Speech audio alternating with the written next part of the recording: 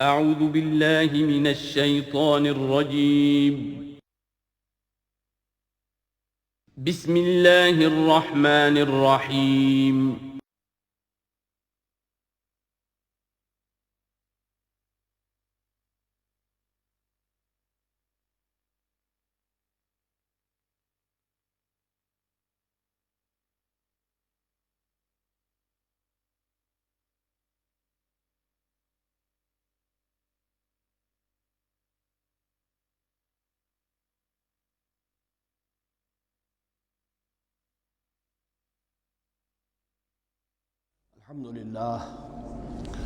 الحمد للہ وکفا والصلاة والسلام علی عباده الذین اصطفى اما بعد فاعوذ باللہ من الشیطان الرجیم بسم اللہ الرحمن الرحیم وَإِذْ قَالَ رَبُّكَ لِلْمَلَائِكَةِ إِنِّي جَاعِلٌ فِي الْأَرْضِ خَلِيفَةً قالوا وتجعل فيها من يفسد فيها ويسفك الدماء ونحن نسبح بحمدك ونقدس لك قال إني أعلم ما لا تعلمون صدق الله العظيم رب اشرح لي صدري ويسر لي أمري واحلل عقدة من لساني يفقهوا قولي۔ جیسا کہ میں نے عرض کیا تھا، سورہ بقرہ کے پہلے 4 رکوع نہایت اہم ہیں، نہایت جامع ہیں۔ پہلے 2 رکوعوں میں 3 قسم کے انسانوں کی وضاحت کی گئی، 3 قسم کے کردار کے نقشے کھینچ دیے گئے۔ تیسرے رکوع میں قرآن مجید کی دعوت کا خلاصہ آ گیا، توحید فی العقیدہ، توحید فی العمل، یعنی عبادت اللہ کی، ایمان بالرسالت، قرآن مجید کو منزل من اللہ کلام ماننا۔ اس میں اگر شک ہے تو جو بھی چیلنج تھا، اگر واقعتاً تمہیں شک ہے، حقیقت میں شک نہیں ہے، لیکن جیسا کہ تم کہہ رہے ہو کہ تمہیں شک ہے تو کوشش کرو اس کے مقابلے کی ایک صورت بنا لاؤ۔ پھر آخرت، جنت اور دوزخ، ان دونوں کا تذکرہ ہو گیا۔ پھر ایک خاص مسئلہ جو قرآن مجید کے اسلوب پر اعتراض کی شکل میں آیا کہ اس میں مچھر جیسی حقیر شے کا بھی تذکرہ ہے۔ اس کی حکمت بیان کر دی گئی کہ تشبیہ اور تمثیل میں ظاہر بات ہے کہ ممثل لہو اور ممثل بہی میں مناسبت چاہیے۔ جس چیز کے لیے تمثیل بیان کی جا رہی ہے، جس شے سے تمثیل بیان کی جا رہی ہے، ان میں مناسبت ہونی چاہیے، اس میں عظیم یا حقیر کا کوئی سوال نہیں۔ پھر یہ بات کہ جن لوگوں کے دلوں میں زیغ ہے، کجی ہے، وہ اس قرآن سے بھی ان کی ضلالت میں، گمراہی میں اضافہ ہوگا۔ جو لوگ طالب حق ہیں ان کو یہ قرآن مجید ہدایت دے گا۔ اور کن کو اللہ گمراہ کرتا ہے؟ جو سرکش ہے، جو نمبر 1 اللہ سے جو عہد کر کے دنیا میں آئے تھے اس کی خلاف ورزی کر رہے ہیں اور صلہ رحمی کے بجائے قطع رحمی کرتے ہیں۔ اس کے بعد ایک بہت اہم فلسفیانہ بات آ گئی، اور اسی کے ضمن میں نے اصل میں یہ ساری بات دہرائی ہے۔ میں نے کہا تھا کہ یہ بات واضح ہوگی آگے جا کر سورہ غافر میں۔ پھر ذہن میں لائیے کہ جب یہ صورت نازل ہوئی ہے، سورہ غافر نازل ہو چکی تھی، لہذا یہاں اجمالی تذکرہ ہے، وہاں تفصیلی تذکرہ ہے۔ اہل جہنم کا قول نقل ہوا ہے، ربنا امتنا اثنتین واحییتنا اثنتین فاعترفنا بذنوبنا فہل الی خروج من سبیل۔ اے اللہ، تو نے 2 مرتبہ ہم پر موت وارد کی، 2 مرتبہ ہمیں زندہ کیا، اب ہم نے اپنے قصور تسلیم کر لیے، تو اب یہاں سے بھی کوئی اور مرحلہ ہے یا نہیں؟ یہاں سے نکلنے کا بھی کوئی راستہ ہے یا نہیں؟ اس سے حقیقت یہ واضح ہوئی، انسان کی تخلیق اول ہوئی عالم ارواح میں، صرف ارواح کی حیثیت سے، اور حدیث میں آتا ہے الارواح جنود مجندہ، لشکروں کی شکل، تمام انسان۔ ان سے عہد لیا گیا الست بربکم قالوا بلا، پھر سلا دیا گیا ارواح کو۔ یہ گویا کہ پہلی موت تھی جو ہم گزار آئے۔ پھر عالم خلق کا مرحلہ آیا۔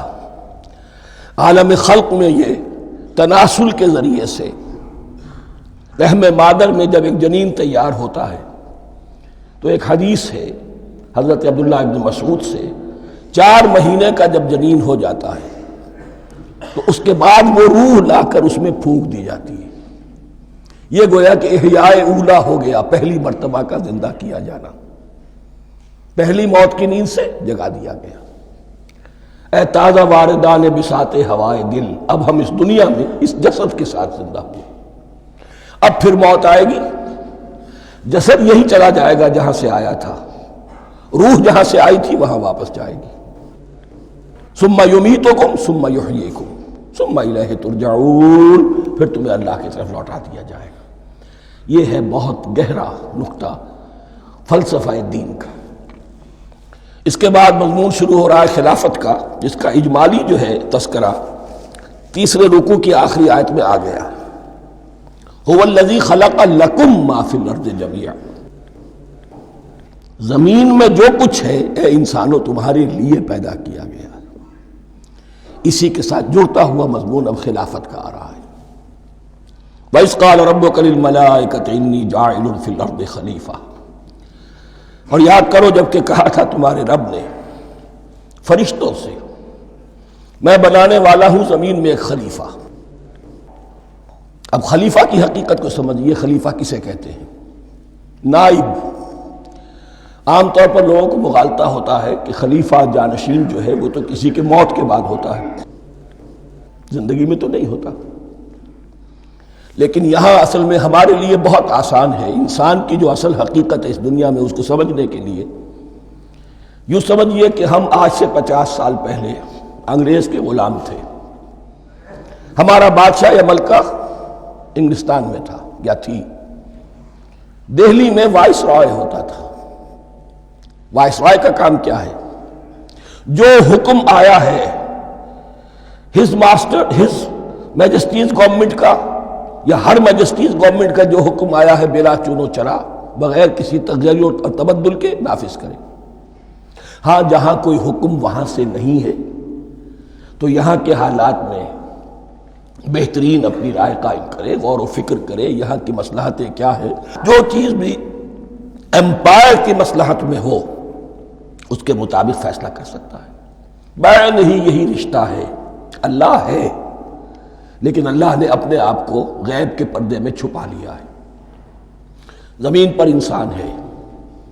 اب انسان کا کام یہ ہے جو ہدایت آ رہی ہے اللہ کی طرف سے اس پر تو بے چون و چرا عمل کرے. جہاں کوئی ایکسپریس ہدایت نہیں ہے، کوئی واضح ہدایت نہیں ہے، وہاں اپنے بیسٹ ججمنٹ کو ایکسرسائز کرے. اسی کا نام اجتہاد ہے. غور و فکر کرے، سوچے، اور جو بات روح دین کے زیادہ سے زیادہ مطابقت رکھنے والی ہو اس کو اختیار کر لے. بین ہی یہی رشتہ ہے در حقیقت رشتہ خلافت کہ جو اللہ اور انسان کے مابین ہے. اب یہ جو دی گئی ہے یہ حیثیت تمام انسانوں کو دی گئی ہے. پوٹینشلی ہر انسان اللہ کا خلیفہ ہے. لیکن جو اللہ کا باغی ہو جائے، جو خود حاکمیت کا مدعی ہو گیا، گویا کہ وہ باغی ہے. اب اگر شاہ جہان بادشاہ تھا، اس کا کوئی ولی عہد تھا، اور ولی عہد جو ہے صبر نہیں کر سکتا، اپنے باپ کی زندگی ہی میں بغاوت کر دیتا ہے، حکومت حاصل کرنا چاہتا ہے، تو اب وہ کیا ہے؟ واجب القتل ہے. جو لوگ بھی حاکمیت کے مدعی ہو گئے ویسے تو حقیقت واجب القتل ہے، لیکن دنیا میں مہلت دی ہے اللہ نے. یہ دار الامتحان ہے. فوراً قتل نہیں کرتا، فوراً ختم نہیں کرتا. وَلَوْلَا كَلِمَةٌ سَبَقَتْ مِن رَبِّكَ إِلَىٰ أَجَلٍ مُّسَمًّى لَقُضِيَ بَيْنَهُمْ، اگر یہ پہلے بات طے نہ ہو چکی ہوتی، ایک وقت معین تک کے لیے انہیں مہلت اللہ نے نہ دی ہوتی تو اللہ فیصلہ چکا دیتا. لیکن مہلت دی ہے. لیکن کم سے کم اتنی سزا ملتی ہے کہ اب وہ خلافت کے حق سے محروم کر دیے گئے. گویا کہ اب خلافت دنیا میں ہوگی خلافت المسلمین. صرف وہی شخص کہ جو اللہ کو مانے اپنا حاکم مطلق، وہ خلافت کا اہل ہے. تو یہ چند باتیں خلافت کی اصل حقیقت کے ضمن میں یہیں پر سمجھ لیجیے.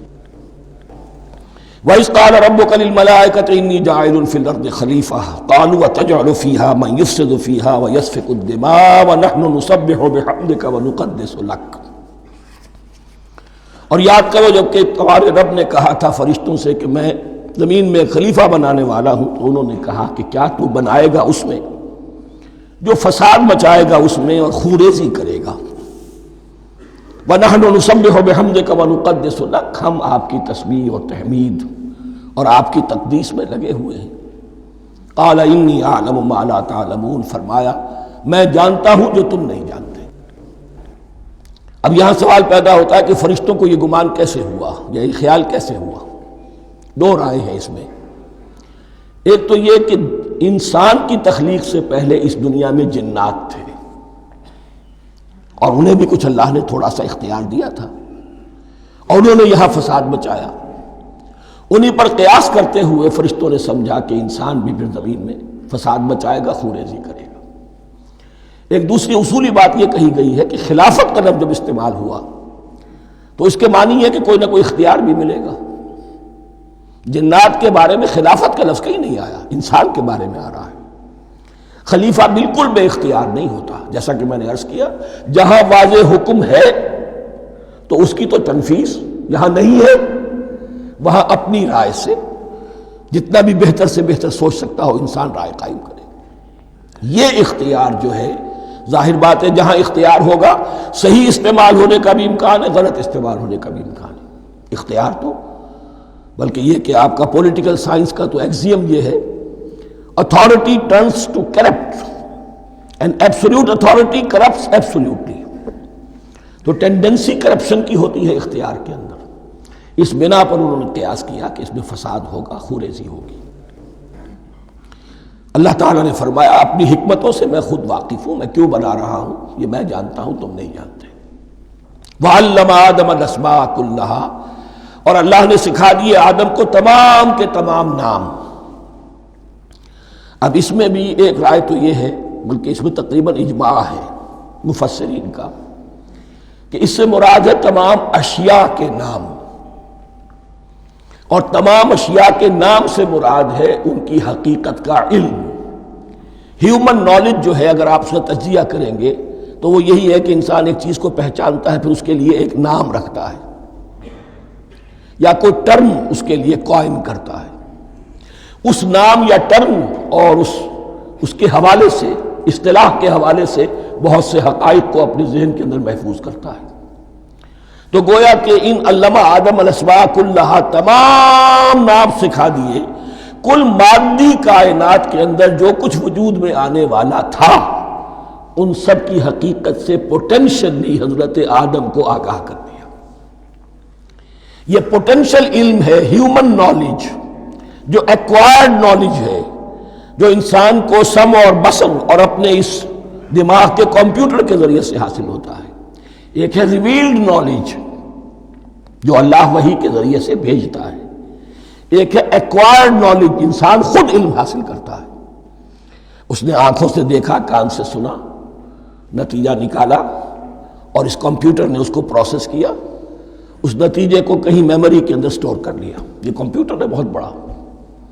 پھر کچھ اور دیکھا، کچھ اور سنا، کچھ چھو کر معلوم ہوا، کچھ چکھ کر معلوم ہوا، کچھ سونگھ کر معلوم ہوا، کوئی اور نتیجہ نکلا، اسے وہ پاس میموری کے ساتھ اس کو ٹیلی کیا اور نتیجہ نکالا۔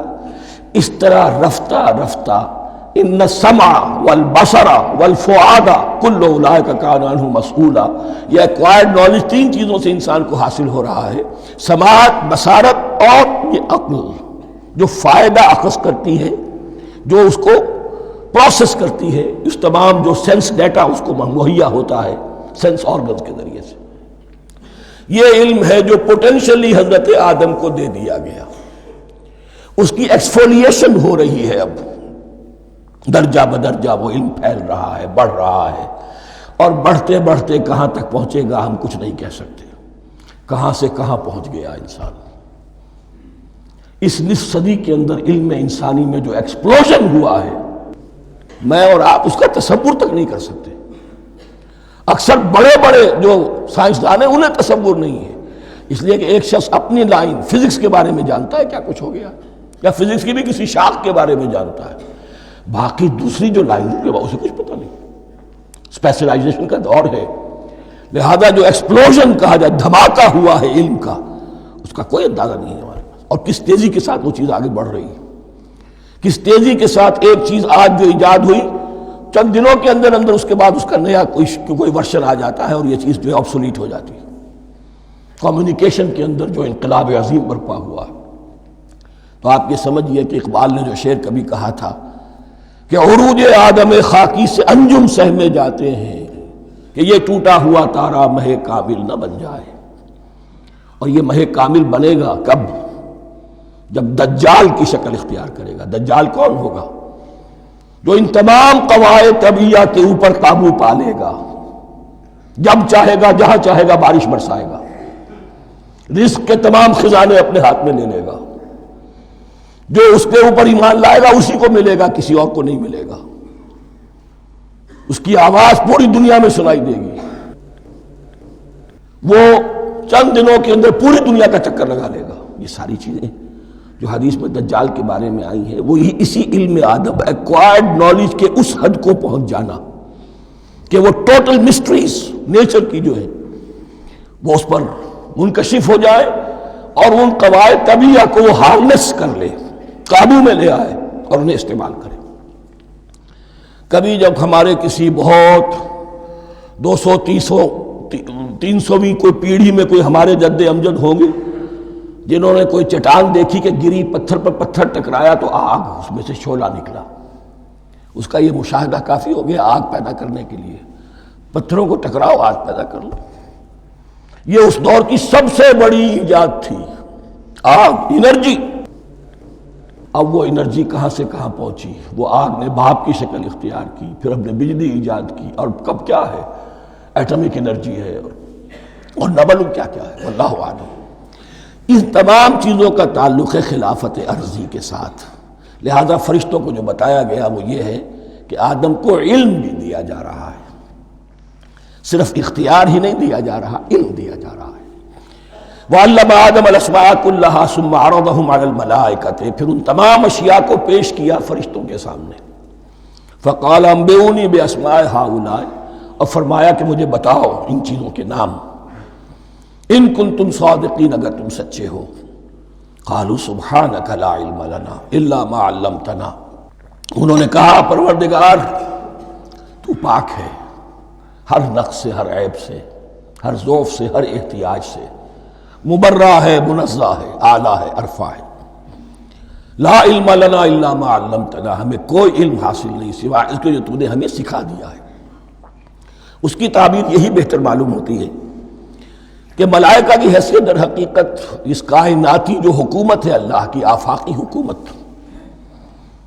اس کے کارندوں کی ہے، یہ اس کے سول سرونٹس ہیں، تو ہر ایک کو صرف اس کے شعبے کے متعلق علم دیا گیا ہے، علم جامع نہیں ہے، تمام چیزوں کا علم یہ معلوم کرنے کی استعداد ان کے پاس نہیں ہے۔ کوئی فرشتہ فرض کیجئے بارش کے اوپر مامور ہے، کوئی پہاڑوں پر مامور ہے، جس کا ذکر سیرت میں آتا ہے کہ جب طائف میں حضور پر پتھراؤ ہوا ہے تو اس کے بعد ایک فرشتہ حاضر ہوا ہے کہ میں ملک الجبال ہوں، اللہ نے مجھے پہاڑوں پر مامور کیا ہوا ہے، آپ اگر فرمائیں تو جن لوگوں نے آپ کو ستایا ہے، یہ جو طائف جن دو پہاڑوں کے درمیان یہ وادی ہے، ان کو آپس میں ٹکرا دوں کہ یہ پس کر اور سرما بن جائے۔ آپ نے فرمایا نہیں، کیا عجب، اللہ تعالیٰ ان کی اگلی نسلوں کو ہدایت دے دے۔ تو فرشتے ہیں، کوئی پہاڑوں پر مامور ہے، کوئی کسی خدمت پر مامور ہے، ان کو علم دیا گیا ہے صرف انہی کی اپنی جو بھی فرائض منصبی ہیں ان کے شعبے سے متعلق، کل نہیں۔ جامعیت جو ہے علم کی وہ ہے کہ جو حضرت آدم علیہ السلام کو پوٹینشلی دے دی گئی اور جو اب بڑھتے بڑھتے ایک بہت جلاور درخت بن چکا۔ سبحانک لا علم لنا الا ما علمتنا انک انت العلیم الحکیم، یقیناً آپ ہی کی ذات ہے جو کل کے کل علم کی حامل ہے اور جس کے اوپر حکمت بھی، جس کی حکمت بھی کامل ہے، باقی تو ہر مخلوق میں سے ہر ایک کا علم ناقص رہے گا۔ العلیم، کل علم کا جاننے والا تو ہی ہے، الحکیم، کل حکمت وہ تو تیرے ہی پاس ہے۔ قال یا آدم انبئہم باسمائہم، اللہ نے فرمایا کہ آدم ان کو بتاؤ ان کے نام۔ فلما انباہم باسمائہم، تو جب انہوں نے بتا دیے ان کو فرشتوں کو ان کے نام. قال الم اقل لکم انی اعلم غیب السماوات والارض. تو اللہ نے فرمایا کہ میں نے کہا نہیں تھا کہ میں جانتا ہوں آسمانوں اور زمین کی تمام غائب چیزوں کو جو تمہاری نگاہوں سے بھی اوجھل ہے. غیب میں ہر شے کا جاننے والا ہوں. وَأَعْلَمُ مَا تُبْدُونَ وَمَا كُنْتُمْ تَكْتُمُونَ. اور میں جانتا ہوں جو کچھ تم ظاہر کر رہے تھے جو کچھ تم چھپا رہے تھے. چھپانے میں محسوس ہوتا ہے کہ ان کی خواہش یہ تھی کہ خلافت ہمیں ملے. ہم خدام ادب ہیں، ہر وقت تسبیح و تحمید اور تقدیس میں مصروف ہیں، جو حکم ملتا ہے بجا لاتے ہیں. تو یہ خلافت کسی اور مخلوق کو کیوں ملے؟ یہاں صرف یہ اور بتا دوں کہ یہ چونکہ اب ایک تیسری مخلوق کا ذکر بھی بعد میں آئے گا. 3 صاحب تشخص مخلوقات ہیں اللہ کی. صاحب تشخص، صاحب شعور، جن میں کا شعور ہے. انا، میں. ایک ملائکہ ہیں، ان کی تخلیق نور سے ہوئی ہے. ایک انسان ہے جن کی تخلیق گارے سے ہوئی ہے. ایک جنات ہیں جن کی تخلیق آگ سے ہوئی ہے. باقی حیوانات ہیں، ان میں شعور تو ہے، خود شعور ہی نہیں ہے. Self consciousness, there is a world of difference between consciousness and self consciousness. انسان جب دیکھتا ہے تو اس کو یہ بھی معلوم ہے میں دیکھ رہا ہوں. کتا بلہ دیکھتا ہے، اسے یہ اندازہ نہیں ہوتا کہ میں دیکھ رہا ہوں. دیکھنے کا ایک نتیجہ ہے جو نکل آتا ہے، لیکن میں کا وجود نہیں ہے. یہ انا، سیلف، ایگو، یہ انسان میں ہے، جنات میں ہے، شعور میں، اور فرشتوں میں ہے. ایک نوری مخلوق، ایک ناری مخلوق، ایک زمین کے اس کرسٹ میں یہ جو مٹی اور گارے، مٹی کا اور پانی کا جو ملغوبہ ہے گارے کی شکل میں، اس سے بنا ہے.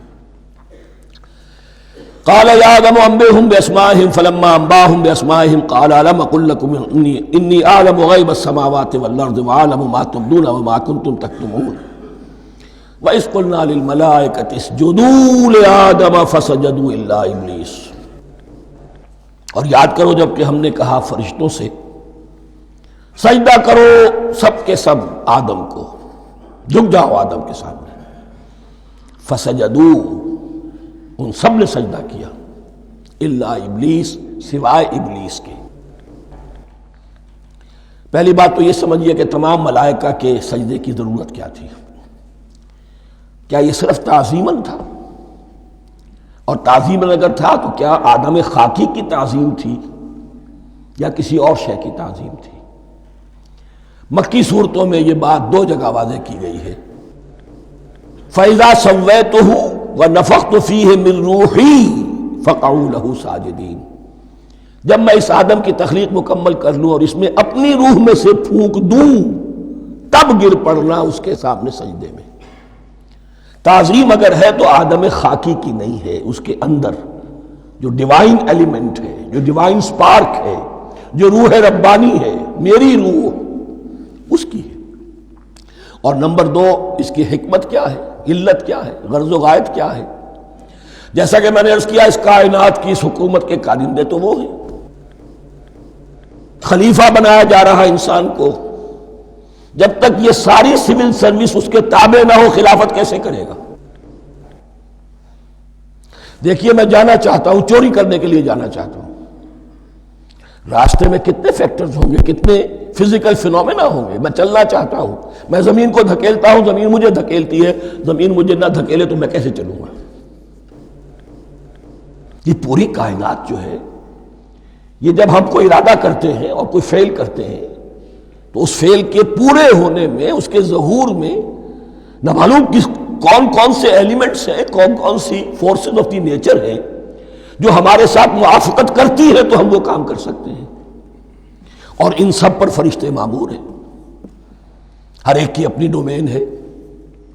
اگر وہ تابع نہ ہوں تو خلافت کی کوئی معنی نہیں. خلافت دی گئی ہے، یہ ادھر جانا چاہتا ہے جانے دو، یہ نماز کے لیے مسجد میں جانا چاہتا ہے جانے دو، یہ چوری کے لیے نکلا ہے نکلنے دو. اس لیے کہ اس کو جو اختیار دیا گیا ہے، اس کے اختیار کے استعمال میں یہ تمام جو قوتیں ہیں وہ اس کے ساتھ موافقت کرتی ہیں، تب اس کا کوئی ارادہ وہ اچھا ہو یا برا وہ پایہ تکمیل کو پہنچ سکتا ہے۔ یہ گویا کہ سبارڈینیشن اس کے لیے سمبل کہ تمام فرشتوں کو جھکا دیا گیا۔ البتہ اس آیت میں ایک مغالطہ پیدا ہوتا ہے، الا ابلیس، سوائے ابلیس کے۔ مغالطہ یہ پیدا ہوتا ہے کہ شاید وہ بھی فرشتہ تھا، اس لیے کہ حکم تو فرشتوں کو دیا گیا تھا۔ پھر نوٹ کیجئے اس سے پہلے، بہت پہلے سورہ کہف نازل ہو چکی ہے، اور سورہ کہف میں فرما دیا گیا ہے کان من الجن ففسق عن امر ربی، وہ جن تھا پس اس نے سرکشی کی اپنے رب کے حکم سے۔ فرشتے کی شان یہ نہیں ہے، وہ اللہ کے کسی حکم کی سرتابی نہیں کرتا۔ لا یعصون اللہ ما امرہم ویفعلون ما یؤمرون، وہ اللہ کے کسی حکم کی نافرمانی نہیں کرتے اور جو حکم ملتا ہے بجا لاتے ہیں۔ یہ جنات کے اندر اختیار تھا، جیسے اختیار انسانوں کو دیا گیا ہے۔ جنات میں نیک بھی ہیں، بد بھی ہیں، اعلیٰ بھی ہیں، ادنا بھی ہیں، جیسے انسانوں میں۔ لیکن یہ عزازیل جو جن تھا، علم اور عبادت دونوں کے اعتبار سے بہت بلند ہو گیا تھا، اور یہ فرشتوں کا یوں سمجھیے کہ ہم نشین، فرشتوں کے ساتھ اس طور سے شامل، جیسے بہت سے انسان بھی اگر اپنی بندگی میں، زہد میں، عبادت میں، نیکی میں ترقی کریں تو ان کا ملائے اعلیٰ کے ساتھ، عالم ارواح کے ساتھ، عالم ملائکہ کے ساتھ ایک رابطہ قائم ہوتا ہے۔ اسی طریقے سے وہ جو عزازیل تھا، جن ہونے کے باوجود اپنی نیکی، عبادت، پارسائی اور اپنے علم میں فرشتوں سے بہت آگے تھا، اس لیے معلم الملکوت کی شکل اختیار کر چکا تھا۔ اس کو اپنی زوم تھا، یہ بات جیسا کہ میں نے عرض کیا 7 مرتبہ قرآن میں یہ بات آئی ہے، قصہ ابلیس و آدم، کہ فرشتوں کو حکم ہوا کہ سجدہ کرو، سب جھک گئے، ابلیس نے سجدے سے انکار کر دی 7 مرتبہ۔ یہ 7ویں مرتبہ ہے جو ہم پڑھ رہے ہیں، مصحف میں پہلی مرتبہ آ رہا ہے، ترتیب نزول میں 7ویں مرتبہ آ رہا ہے۔ یہ آدم و ابلیس کا قصہ اس سے آگے سورہ اعراف میں آئے گا، پھر سورہ ہجر میں آئے گا، سورہ بنی اسرائیل میں آئے گا، سورہ کہف میں آئے گا، سورہ طٰہٰ میں آئے گا، سورہ صاد میں آئے گا، 6 مرتبہ مکی قرآن میں، 1 مرتبہ یہاں۔ تو یہاں اشارہ نہیں کیا، اس لیے مغالطہ ہو سکتا ہے، لیکن یہ کہ سورہ کہف میں آپ کو بتا چکا ہوں کان من الجن ففسق عن امر ربی، اس نے اپنے رب کے حکم سے سرتابی۔ ابلیس اس کا صفاتی نام ہے اب، اس لیے کہ اب لسیبلسو کے معنی ہوتے ہیں مایوس ہو جانا۔ یہ اللہ کی رحمت سے بالکل مایوس ہے، اور مایوس جو ہو جائے وہ شیطان ہو جاتا ہے۔ اب میرا تو چھٹکارا نہیں ہے، جتنوں کو برباد کر سکوں کروں، میری تو عاقبت خراب ہو چکی ہے، جتنوں کو اپنے ساتھ، ہم تو ڈوبے ہیں سنم، تم کو بھی لے ڈوبیں گے۔ اب وہ شیطان اس معنی میں کہ انسان کی عداوت اس کی گھٹی میں پڑ گئی، اس نے اللہ سے پھر اجازت بھی لی کہ مجھے مہلت دے دے، یوم یبعثون، قیامت تک کے دن کے لیے، تو میں ثابت کر دوں گا کہ یہ آدم اس رتبے کا حقدار نہ تھا، مستحق نہ تھا جو اسے دیا گیا۔ انا خیر منہ، میں اس سے بہتر ہوں۔ خلقتنی من نار وخلقتہ من طین، تو نے مجھے آگ سے بنایا، اسے گارے سے بنایا۔ لیکن یہ تکبر ہے در حقیقت کہ جس نے اسے راندہ درگاہ حق کر دیا۔ وَإِذْ قُلْنَا لِلْمَلَائِكَةِ اسْجُدُوا لِآدَمَ فَسَجَدُوا إِلَّا إِبْلِيسَ أَبَىٰ وَاسْتَكْبَرَ، ابا اس نے انکار کیا، واستکبر اور تکبر کیا، استکبار کیا، وَكَانَ مِنَ الْكَافِرِينَ۔ کانا عربی زبان میں 2 طرح کا ہوتا ہے، تامہ، ناقصہ۔ ایک معنی یہ ہو سکتے ہیں کہ ہو گیا، اب اپنے اس استکبار اور انکار کی وجہ سے کانا من الکافرین، وہ کافروں میں سے ہو گیا۔ ایک کانا تامہ ہوتا تھا ہی کافروں میں سے، یعنی اس کے اندر سرکشی چھپی ہوئی تھی، اب ظاہر ہو گئی۔ یہ معاملہ ہوتا ہے، کسی شخص کی بدنیتی اس کے اوپر پردے پڑے رہتے ہیں نیکی کے، زہد کے، کسی خاص وقت میں آ کر وہ ننگا ہو جاتا ہے، اور جو اس کے اندر تھا اصل اس کی حقیقت وہ سامنے آ جاتی ہے۔ اس کا امکان ہے، تو دونوں معنی اس کے ہو سکتے ہیں۔ وَقُلْنَا يَا آدَمُ اسْكُنْ أَنْتَ وَزَوْجُكَ الْجَنَّةَ، اور ہم نے کہا کہ اے آدم رہو تم اور تمہاری بیوی جنت میں۔ اب یہ جنت کون سی ہے؟ اکثر حضرات کے نام کر کے نزدیک یہ جنت کہیں آسمان ہی میں تھی، آسمان ہی میں حضرت آدم کی تخلیق ہوئی۔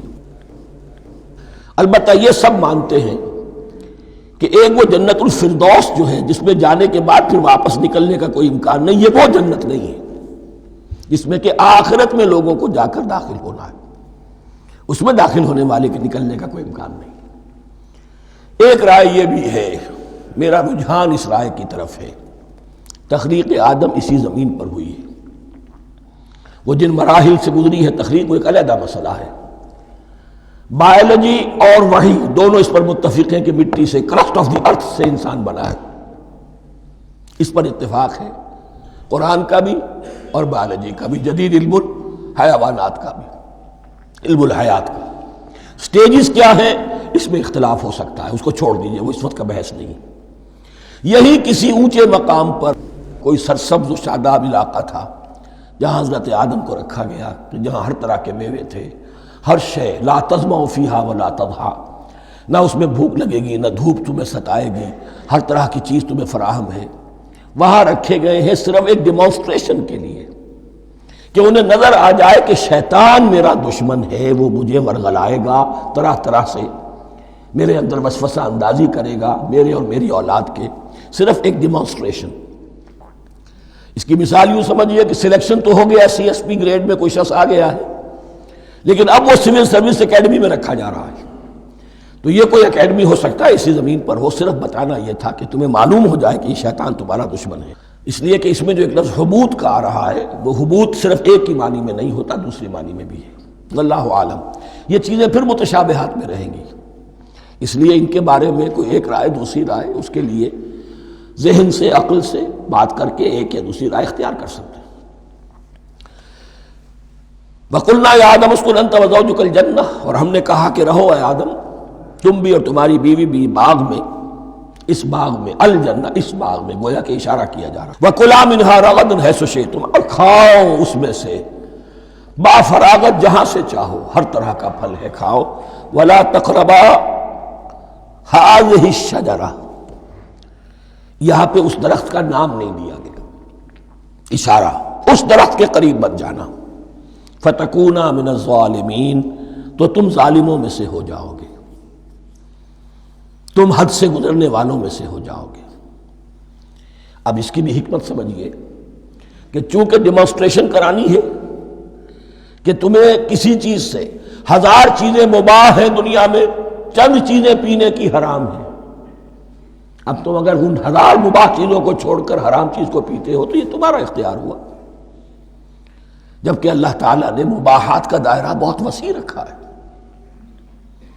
جس سے چاہو چند رشتے ہیں جو بیان کر دیے گئے، یہ حرام ہے، محرمات ہے، ابدیہ ہیں، ان سے تو شادی نہیں ہو سکتی، باقی کسی مسلمان عورت سے دنیا کے کسی کونے میں وہ شادی کر سکتے، کروڑوں کے آپشنز آپ کے لیے خالی کھلے ہیں، لیکن پھر بھی انسان شادی نہ کرے، زنا کرے، یہ گویا کہ اس کی اپنی خباثت نفس ہے۔ ایک نہیں، دو دو، تین تین، چار چار تک شادی کرو، اجازت ہے تمہیں۔ تو اس اعتبار سے مباحات، اب یہ پورا باغ تمہارے لیے مباح ہے، بس ایک درخت ہے، اس کے پاس نہ جانا، اور درخت کا نام لینے کی کوئی ضرورت نہیں، تو آزمائش تھی نا، صرف ایک آزمائش اور اس کی ڈیمانسٹریشن۔ فَأَزَلَّهُمَا الشَّيْطَانُ عَنْهَا، تو پھسلا دیا ان دونوں کو شیطان نے اس درخت کے بارے میں۔ اب وہ کس کس طریقے سے پھسلایا، یہ بھی جیسا کہ میں نے عرض کیا 6 مرتبہ چونکہ یہ قصہ آ چکا ہے، اس کی آپ کو سورہ طٰہٰ میں تفصیل ملے گی، کس کس طریقے سے پھسلایا اور اس بات کے لیے تیار کیا۔ فَأَخْرَجَهُمَا مِمَّا كَانَا فِيهِ، تو نکلوا دیا ان دونوں کو اس کیفیت میں سے جس میں کہ وہ تھے، وہ کیفیت کہ نہ کوئی مشقت ہے، نہ کوئی محنت ہے، اور انسان کو ہر طرح کا اچھے سے اچھا پھل مل رہا ہے، تمام ضروریات فراہم ہیں، خاص کوئی حلہ جنت ہے جس کا کہ لباس بھی عطا کیا گیا ہے، لیکن ان کیفیات سے اب نکال کر، اب جسے آپ کہیں گے bitter facts of life، اچھا اب جاؤ یہ ڈیمانسٹریشن کرنی تھی، ہو گئی۔ شیطان تمہارا دشمن ہے، تمہارا اور تمہاری نسل کا، شیطان لعین، اور وہ تمہیں پھسلائے گا جیسے آج پھسلایا ہے۔ تم آگاہ رہنا اس کی شرارتوں سے۔ ان الشیطان لکم عدو فاتخذوہ عدوا، یہ شیطان تمہارا دشمن ہے، اسے اپنا دشمن ہی سمجھو۔ لیکن یہ ہے کہ اگر کچھ لوگ اسے دوست بنا لیں، اس کے ایجنٹ بن جائیں، اس کے کارندے بن جائیں، یہ ان کا چوائس ہے جس کی سزا انہیں ملے گی۔ فَأَخْرَجَهُمَا مِمَّا كَانَا فِيهِ وَقُلْنَا اهْبِطُوا بَعْضُكُمْ لِبَعْضٍ عَدُوٌّ، اور ہم نے کہا اترو، تم سب ایک دوسرے کے دشمن ہوگے۔ اب یہ چونکہ جمع کا صیغہ آیا ہے، ایک دوسرے کے دشمن ہوگے، تو ایک دشمنی تو شیطان اور آدم اور ذریت آدم کی ہے، ایک اور دشمنی بھی ہے جو انسان میں مرد اور عورت کے مابین ہے۔ عورت بھی پھسلاتی ہے، غلط راستے پر ڈالتی ہے، مرد عورتوں کو گمراہ کرتے ہیں، عورتیں مردوں کو گمراہ کرتی ہیں۔ قرآن مجید میں کہا گیا یا ایھا الذین آمنوا ان من ازواجکم واولادکم عدوا لکم فاحذروہم، اہل ایمان چوکنے رہو، چوکس رہو، تمہاری بیویوں اور اولاد میں سے تمہارے دشمن ہیں، بچ کر رہو، کیپ الرٹ، کہیں ان کی محبت تمہیں راہ حق سے منحرف نہ کر دے۔ تم ایک اچھا کام کرنا چاہتے ہو، بیوی رکاوٹ بن گئی، بیوی کو اچھا کام کرنا چاہتی، شوہر رکاوٹ بن گیا، تو یہ محبت نہیں ہے، یہ عداوت ہے۔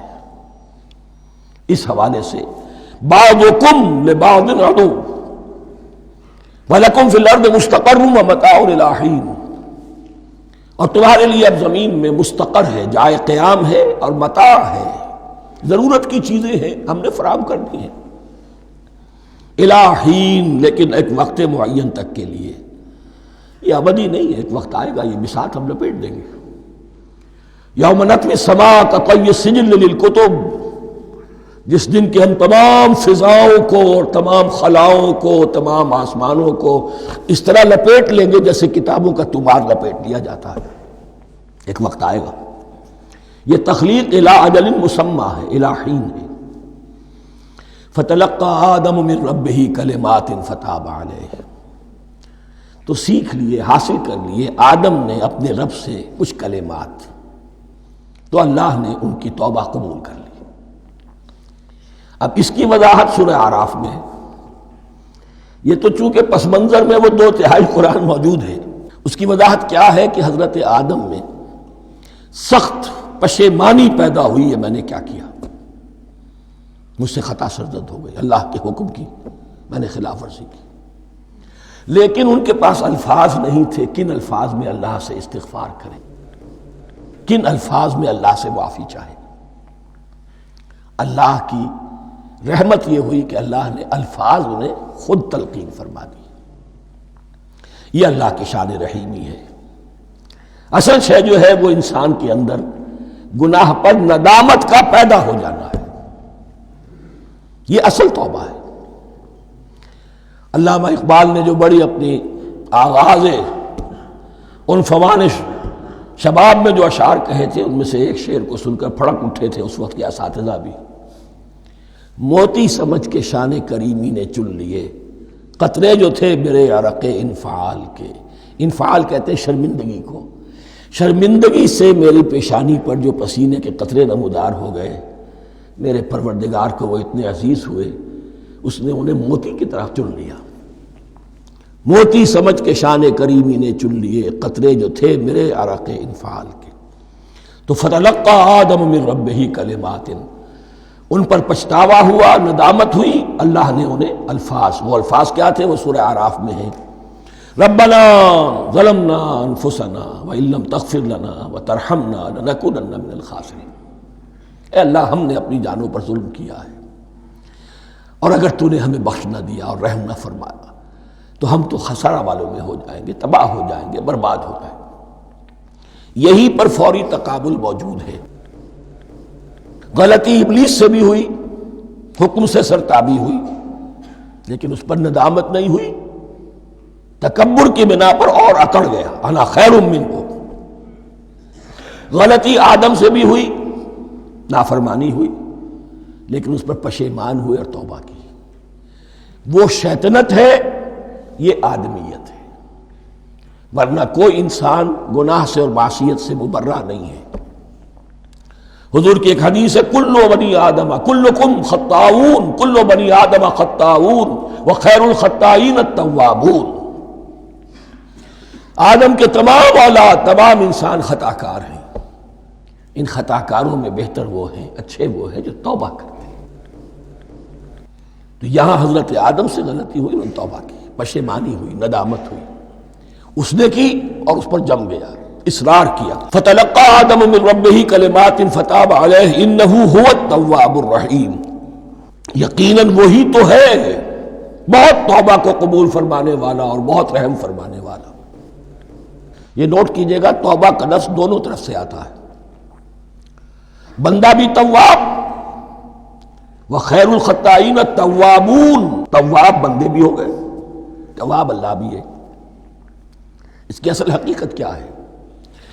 بندے نے خطا کی اور دور ہو گیا اللہ سے، اللہ نے اپنی رحمت کی نگاہ اس سے پھیر لی. بندے نے توبہ کی، اللہ پھر اپنی رحمت کے ساتھ اس کی طرف متوجہ ہو گیا. توبہ کے معنی پلٹنا. بندہ معصیت سے توبہ کر کے اپنی اصلاح کی طرف، بندگی کی طرف، اطاعت کی طرف پلٹ آیا. اللہ نے جو اپنی نظر رحمت پھیر لی تھی، اللہ نے پھر وہی اپنی شان غفاری اور رحیمی کے ساتھ بندے کی طرف توجہ فرما لی، جس کے لیے حدیث میں الفاظ آتے ہیں، تم اگر میری طرف بالشت بھراؤ گے میں ہاتھ بھراؤں گا، تم اگر چل کر آؤ گے میں دوڑ کر آؤں گا. ہم تو مائل بکرم ہے، کوئی سائل ہی نہیں، راہ دکھلائیں کسے رہنم منزل ہی نہیں. وہ تو تواب ہے. بس فرق یہ ہے کہ تابہ بندے کے لیے ہوگا تو الہ ہوگا، تابہ الہ، انی تبت الیک. اور جب اللہ کی طرف سے ہوگا تابہ علیہ، وہ اعلیٰ ہوگا، اس پر توبہ کی. یعنی اللہ کی بلند شان ہے تو انسان توبہ کرتا ہے تو اس کی طرف توبہ کرتا ہے.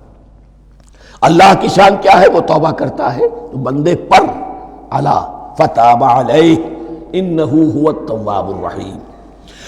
قلنا اہبطوا منہا جمیعا، ہم نے کہہ دیا اتر جاؤ اس سے اب تم سب کے سب. فَإِمَّا يَأْتِيَنَّكُم مِّنِّي هُدًى، اب یہاں لفظ آیا اہبطوا، یہاں بھی پہلے بھی آیا ہے. جو حضرات یہ سمجھتے ہیں کہ تخلیق آدم آسمانوں پر ہوئی ہے اور جنت بھی وہ آسمان میں ہے جہاں رکھے گئے تھے، آزمائشی یا ٹریننگ یا ڈیمانسٹریشن والی جنت، وہ یہاں حبوط کا ترجمہ کریں گے کہ آسمان سے زمین پر اترنے کا حکم دیا گیا. جو لوگ سمجھتے ہیں یہی کسی بلند مقام پر تھے، وہ کہتے ہیں کہ نیچے اترو، کسی بڑی اونچی سطح مرتفع پر اگر کوئی جگہ تھی تو اب نیچے اترو اور جاؤ، اب تمہیں زمین میں ہل چلانا پڑے گا اب روٹی حاصل کرنے کے لیے. یہ جو نعمتوں کے دسترخوان یہاں بچھے ہوئے تھے یہ اب تمہارے لیے نہیں ہے. اس کے لیے اس معنی میں اس لفظ کا استعمال جو ہے وہ آ جائے گا آگے چل کر اسی سورہ بقرہ کے اندر، کہ اس معنی میں بھی سورہ بقرہ کے 7ویں رکوع میں یہ لفظ استعمال ہوا ہے. تو امکان اس کا بھی ہے. بس اس سے آگے ادھر یا ادھر کی زیادہ بحث کرنے کا یہ موقع دورہ ترجمہ قرآن میں نہیں ہے. قُلْ اهْبِطُوا مِنْهَا جَمِيعًا فَإِمَّا يَأْتِيَنَّكُم مِّنِّي هُدًى فَمَن تَبِعَ هُدَايَ فَلَا خَوْفٌ عَلَيْهِمْ وَلَا هُمْ يَحْزَنُونَ. تو جب بھی آئے گی تمہارے پاس میری جانب سے کوئی ہدایت، تو جو کوئی میری ہدایت کی پیروی کرے گا اس کے لیے نہ خوف ہوگا اور نہ وہ حزن سے دوچار ہوگے. یہ ہے علم انسانی کا دوسرا گوشہ، ریویلڈ نالج. اس چوتھے رکوع کی جو حسن ہے اسے دیکھیے. شروع میں ایکوائرڈ نالج کا ذکر ہے جو پوٹینشلی حضرت آدم کی ذات میں رکھ دیا گیا اور جو انسان نے پھر اپنی محنت سے ان السمع والبصر والفؤاد اس کے ذریعے سے آگے بڑھایا. یہ علم ہے چل رہا ہے. آج مغربی اقوام ہم سے بہت آگے ہیں. کبھی ایک زمانے میں مسلمان آگے نکل گئے تھے، لیکن ظاہر بات ہے کہ اس دنیا میں عروج تو انہی کو ہوگا جو ان چیزوں میں سب سے زیادہ جس کی آگہی حاصل ہوگی. البتہ ایک علم وہ ہے جو آسمان سے نازل ہوتا ہے، یہ گیون ہے، ریویلڈ نالج ہے، یہ وحی ہے۔ فَإِمَّا يَأْتِيَنَّكُم مِّنِّي هُدًى، تمہارے مقام خلافت کا تقاضا یہ ہے جو احکام ہمارے آئے، جو ہدایات ہم بھیجیں، ان کو تو پوری طریقے سے اس کی پیروی کرو۔ فَمَن تَبِعَ ہدایہ، تو جو کوئی بھی میری ہدایت کی پیروی کرے گا، فَلَا خَوْفٌ عَلَيْهِمْ وَلَا هُمْ يَحْزَنُونَ وَالَّذِينَ كَفَرُوا، اور جو ناشکری کریں گے، کفر کریں گے، انکار کریں گے، وَكَذَّبُوا بِآيَاتِنَا، اور ہماری آیات کو جھٹلائیں گے، فَأُولَٰئِكَ أَصْحَابُ النَّارِ هُمْ فِيهَا خَالِدُونَ، تو وہ جہنمی ہوں گے، آگ والے ہوں گے، اس میں ہمیشہ ہمیشہ رہیں گے۔ یہ ہے گویا کہ چارٹر، اس نوع انسانی کو جو ابدی چارٹر اللہ نے دیا ہے، جبکہ زمین کا چارج دے دیا گیا خلیفہ کی حیثیت سے۔ یہاں یہ 4 رکوع جو ہے سورہ بقرہ کے، جو میں نے عرض کیا تھا، قرآن کی دعوت، قرآن کا بنیادی فلسفہ، اس پر یہ جام ہے، اور یہ مکی صورتوں کے مضامین کا خلاصہ۔ اب یہاں سے شروع ہو رہا ہے 5ویں رکوع سے مسلسل 10 رکوع، مسلسل خطاب ہے بنی اسرائیل سے۔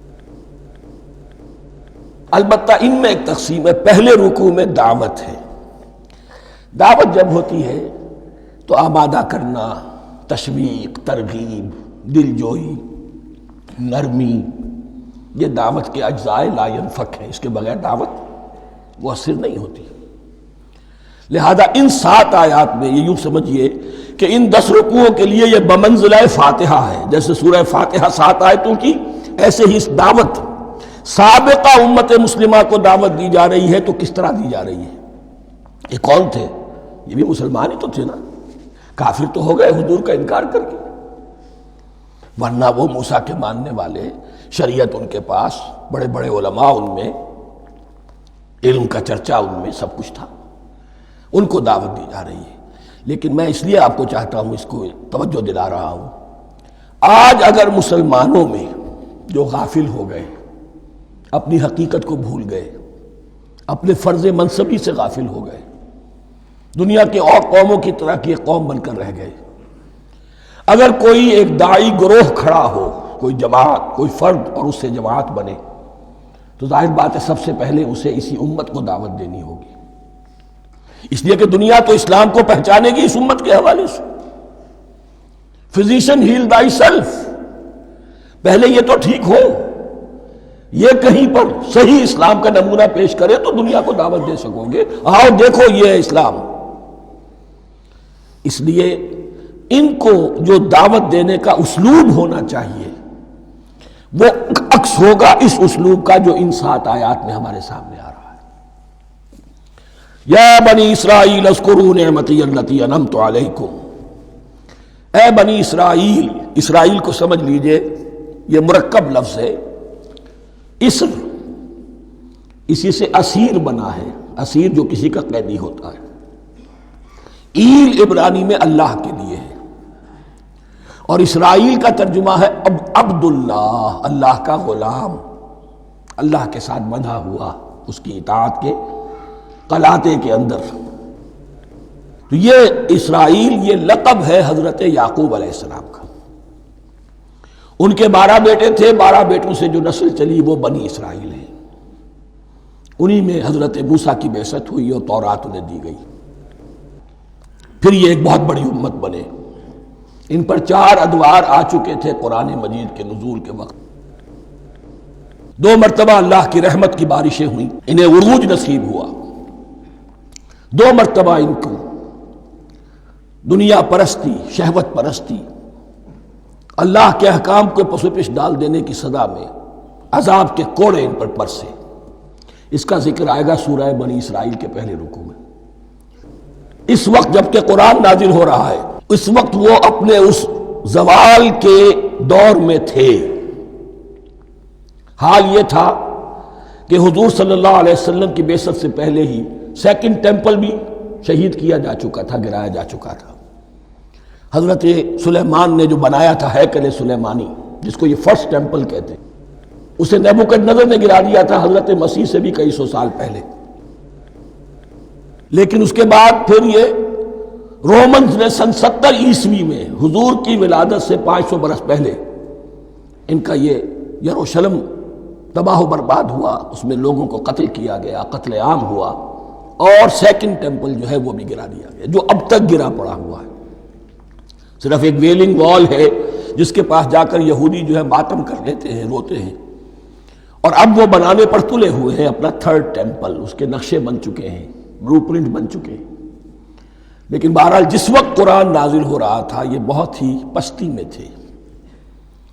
اس کے بارے میں فرمایا، اے بنی اسرائیل ذرا یاد کرو میرے اس انعام کو جو تم پر ہوا۔ وہ انعام کیا ہے؟ میں نے تمہیں اپنی کتاب دی، نبوت سے سرفراز فرمایا، اپنی شریعت تمہیں عطا فرمائی، تمہیں داؤد، تمہارے اندر داؤد اور سلیمان جیسے بادشاہ اٹھائے جو بادشاہ بھی تھے، نبی بھی تھے۔ وَأَوْفُوا بِعَهْدِي، اور میرے وعدے کو پورا کرو تاکہ میں بھی اپنے وعدے کو پورا کروں۔ یہ وعدہ ہے جو کتاب استثناء جو ہے اولڈ ٹیسٹمنٹ کی، ڈیوٹرانومی، اس کے 18ویں باب کی آیت نمبر 18 اور 19 میں ہے۔ حضرت موسیٰ سے خطاب کر کے اس میں اللہ نے یہ الفاظ فرمائے، میں ان کے بھائیوں میں سے تیرے مانند ایک نبی برپا کروں گا اور اس کے منہ میں اپنا کلام ڈالوں گا، اور وہ وہی کچھ بتائے گا جو میں اس سے کہوں گا۔ یہ گویا کہ حضرت موسیٰ علیہ السلام کی امت کو بتایا جا رہا تھا کہ نبی آخر الزمان آئیں گے اور تمہیں انہیں قبول کرنا ہے۔ قرآن مجید میں اس کا بڑا تفصیلی ذکر سورہ اعراف میں آئے گا انشاءاللہ، لیکن یہاں فرمایا اوفوا بعہدی اوف بعہدکم، تم میرا عہد پیرا پورا کرو، میرے اس نبی کو تسلیم کرو، اس پر ایمان لاؤ، اس پر کی صدا پر لبیک کہو، تو میں تمہیں میرے انعام و اکرام اور بڑھتے چلے جائیں گے۔ وَإِيَّايَ فَارْهَبُونَ، اور صرف مجھ سے ڈرو۔ وَآمِنُوا بِمَا أَنزَلْتُ مُصَدِّقًا لِمَا مَعَكُمْ، اور ایمان لاؤ اس پر جو میں نے نازل کیا ہے، جو تمہارے پاس جو تورات ہے اس کی تصدیق کرتے ہوئے آیا ہے۔ اس کے دو معنی ہے، ایک تو قرآن تصدیق کرتا ہے تورات کی اور انجیل کی، فیہا ہدی و نور، فیہ ہدی و نور، اور دوسرے یہ کہ قرآن اور محمد صلی اللہ علیہ وسلم ان پیشین گوئیوں کے مصداق بن کر آئے ہیں جو تورات میں تھی، ورنہ وہ پیشین گوئیاں جھوٹی ثابت ہوتی۔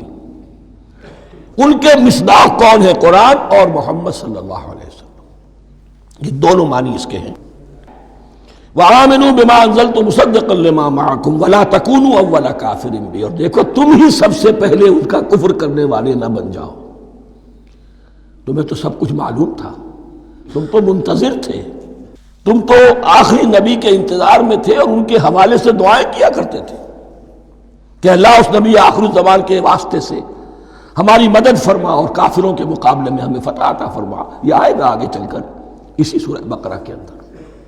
لیکن اب تم ہی سب سے بڑھ کر کافر ہو گئے، تم ہی سب سے بڑھ کر دشمن ہو گئے۔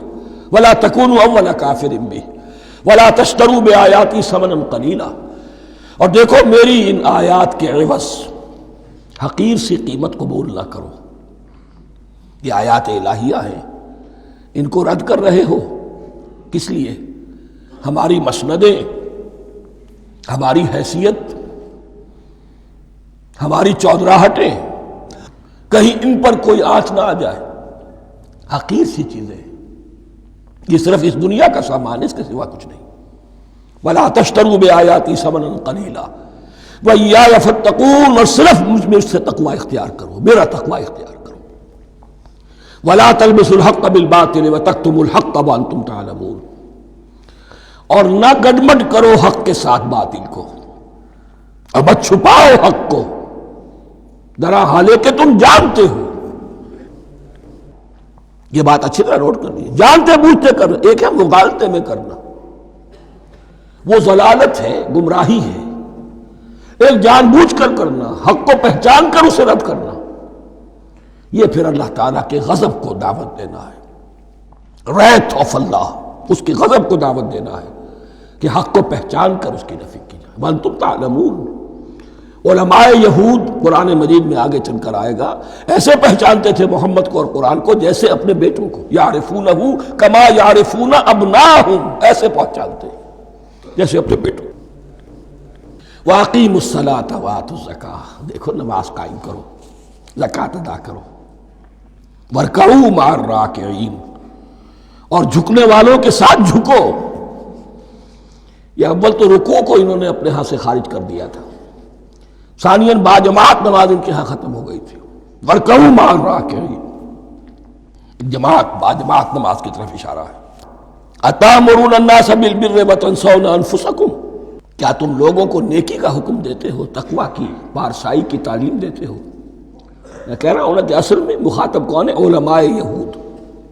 اس آیت سے ثابت ہو گیا عالم ہمارا بھی جب بھی کھڑا ہوگا اونچے سے اونچا آواز کہے گا، اعلیٰ سے اعلیٰ بات کہے گا۔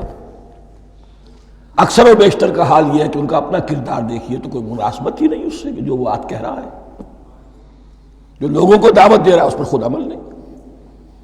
تو یہی در حقیقت علماء یہود کا کردار بن چکا تھا۔